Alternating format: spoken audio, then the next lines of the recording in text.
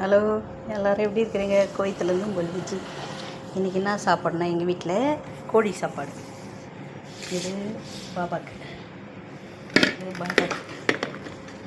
இது வந்து இன்னொரு பாபா வீட்டுக்கு இது வந்து இன்னொரு வீட்டுக்கு. இன்றைக்கி 3 வீட்டுக்கு சாப்பாடு.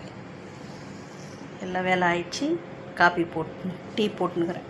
இன்றைக்கி பார்ட்டி, வேறு வீட்டுக்கு போகிறோம். இந்த வீட்டுக்கு போயிட்டு பார்ட்டி